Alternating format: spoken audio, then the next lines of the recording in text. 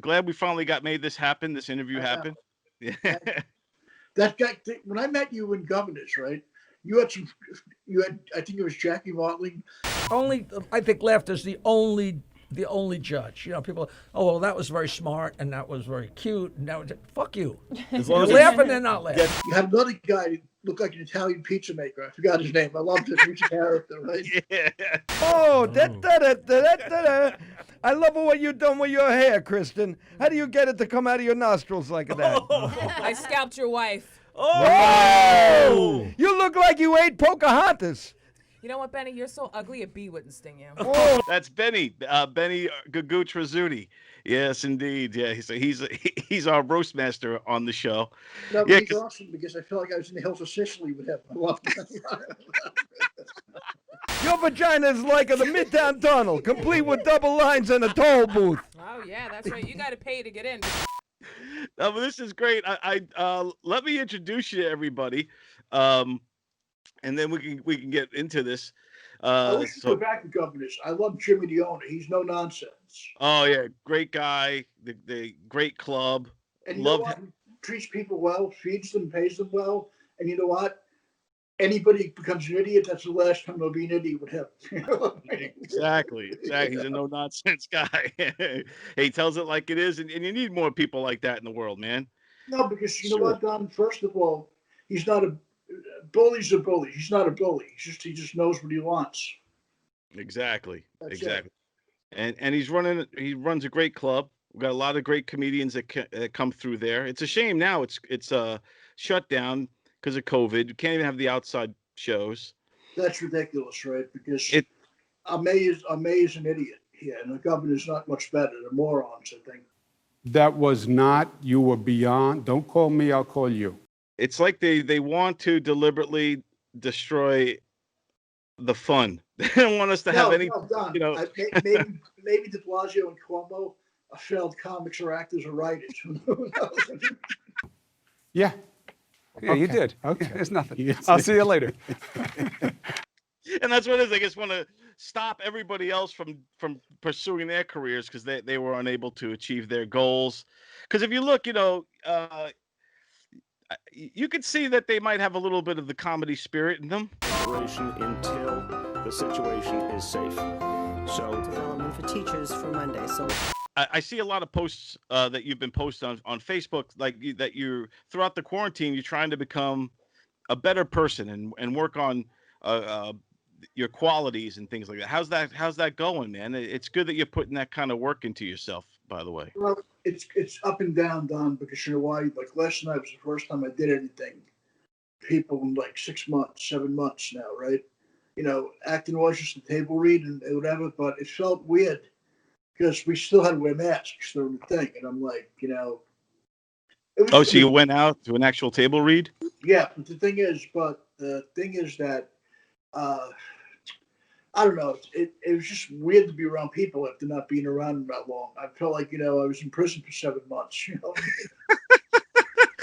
So you got to finally get out, and just like prison, like they said, Shawshank Redemption. He goes, these walls. At first you hate them, then you get used to them, and then after a while you rely on them. No, but thanks to our governor's mate, other comedy clubs are open across the country. Some of them are open. I know people working up in Connecticut, which is only a couple of states away. I think that's where everybody's going. Everyone's like leaving the state to, do shows, like especially local states, like you said, like for us, like New Jersey or Connecticut or Boston, if they're open, and doing the shows out there. So comedians are still, it's not as easy as it was, but they're still working. And then there's also dangerous though, Don. I wouldn't travel. I wouldn't trust anything still. You know what I mean? Because even though it's a couple of states away, I'll tell you one thing. Where I would go is like in the deep south, way in the country, because you're away from people. You're safe. Right. And what was supposed to be your mama is now your aunt. What was supposed to be your aunt is now your mama, and your sister the 3/4, and a cousin. Would you do rooftop shows? No, I haven't done anything, Don. I haven't even done Zoom comedy shows because I don't feel it's the same thing, and I'm gonna wait until it comes back. How many Italian people just right now? I'm Italian. I'm very proud of it. I love it because I really am very proud of our heritage. In fact, I was reading the Italian dictionary the other day. I couldn't find the word forgiveness. But there are 27 meanings for the word revenge. Thank you. Yeah, because you play off the energy of the crowd, right? Yeah, it's not the same. I mean, but thank God for this. This is, you know what? I think I'd like to do more stuff on Skype with people. Zoom is horrible compared to this. Yeah, the Skype is nice. We had a little issues with the Zoom today, but now here we are on Skype, and it's working out really good. And it looks better. And yeah, it does. And I'm wondering why Zoom won the battle. Like, why did everybody gravitate to Zoom and they left Skype behind? 'Cause Skype's always been here. Skype has been around for decades now. Oh yeah, but the thing, you know what it is? Because first of all, Zoom is the new kid in the block. And let me tell you something. I don't think that just watching this now, right? Zoom isn't as user friendly as Skype is. No. Right. Yeah. No, not at all. So tell me more about the table read, Mike. So where'd you go, and who was there? Can you tell us any of that stuff? My friend Chris O'Brien, who I've been doing stuff with, right? We actually have a show. There's a girl I've been taking classes with for 6 months now, named Kim Wu. She's a great improv teacher, dramatic improv and comedic as well. She's been a teacher at the Pit for a couple of years in the city, People's Improv Theater. And we started a B-movie show with her once a month on her thing called Social Distant Improv on Instagram and Facebook. We're doing our second one the last Sunday of this month, of October. Well, I'm the head of the class now, Chad. You better enjoy pumping that football, idiot. Because right after you graduate, you're going to be pumping gas for the rest of your life.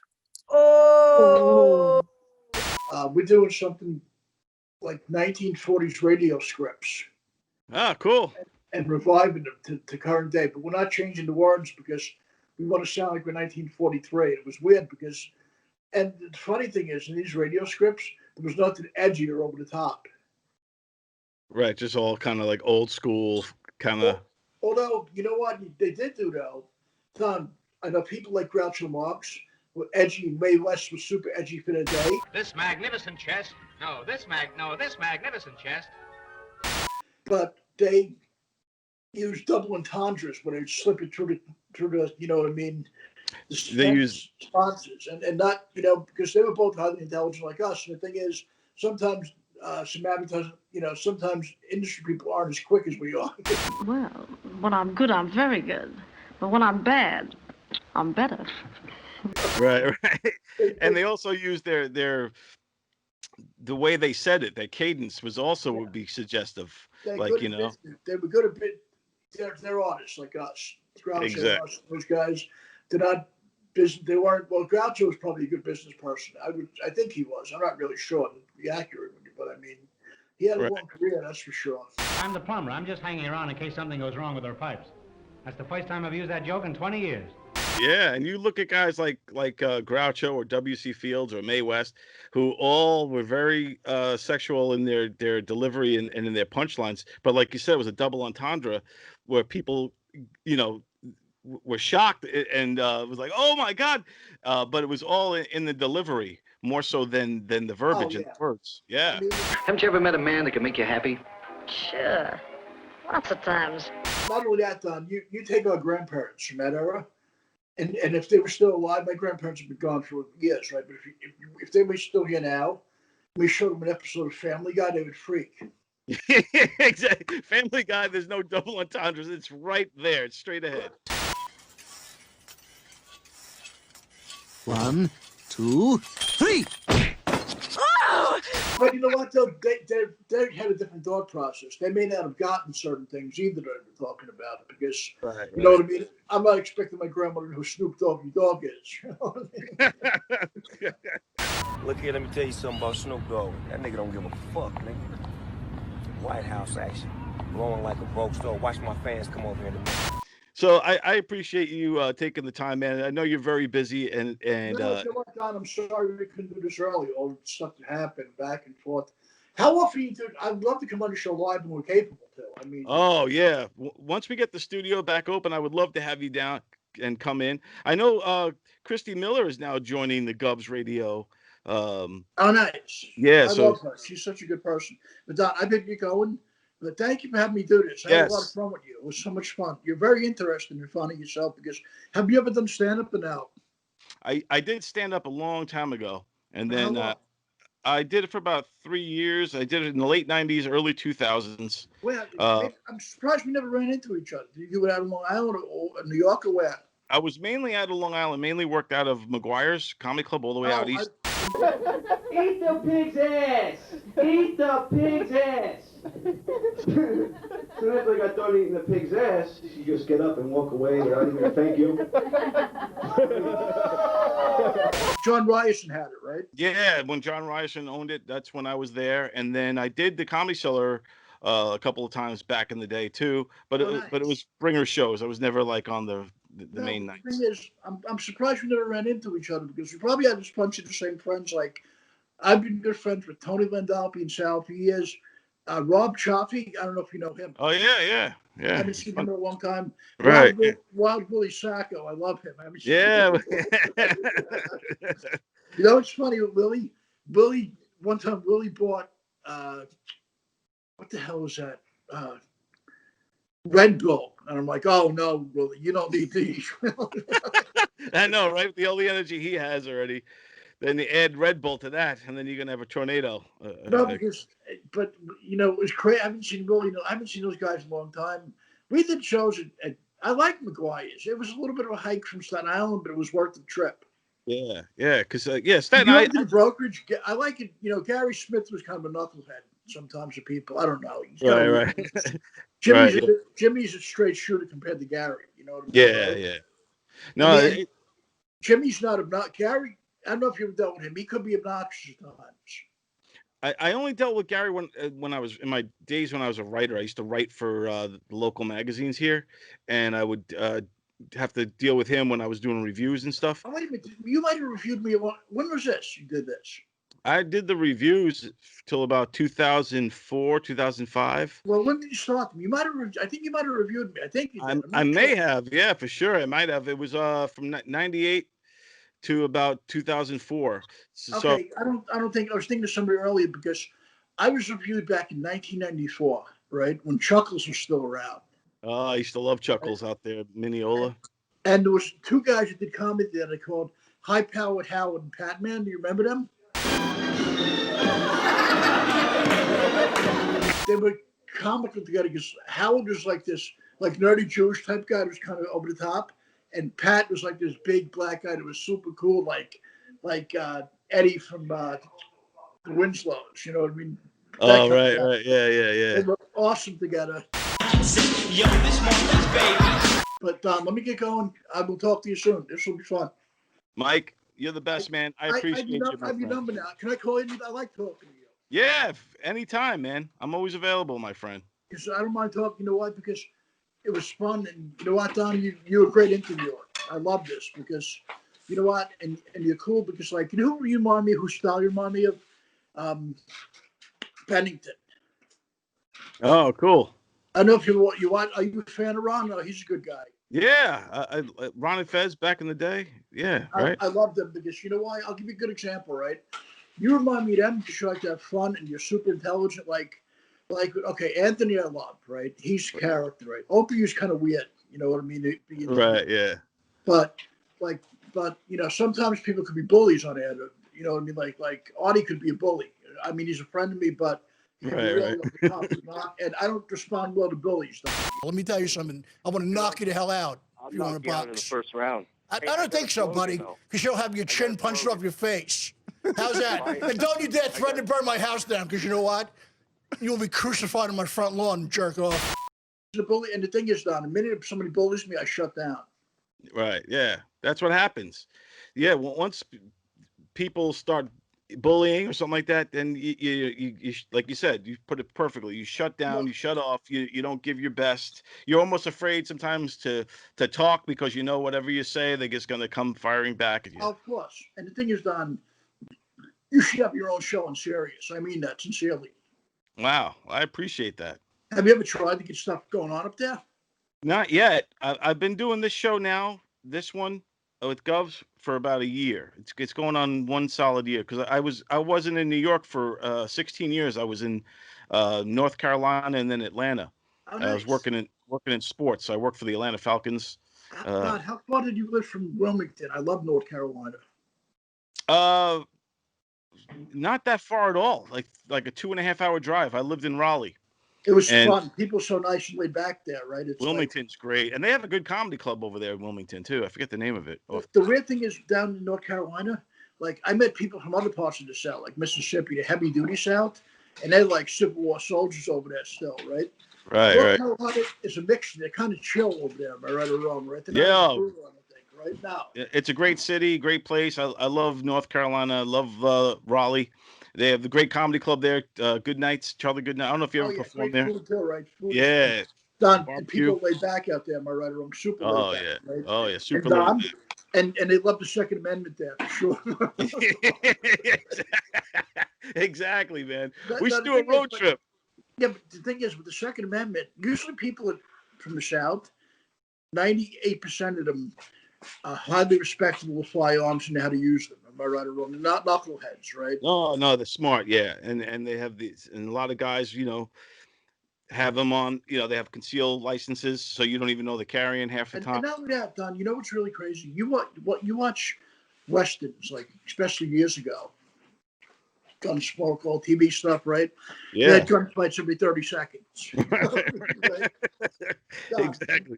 What I've read and seen, I don't think it was as crazy as Hollywood made it out to be, because think about it. Number one, who wants to be shot with a mini ball to the face at point blank range?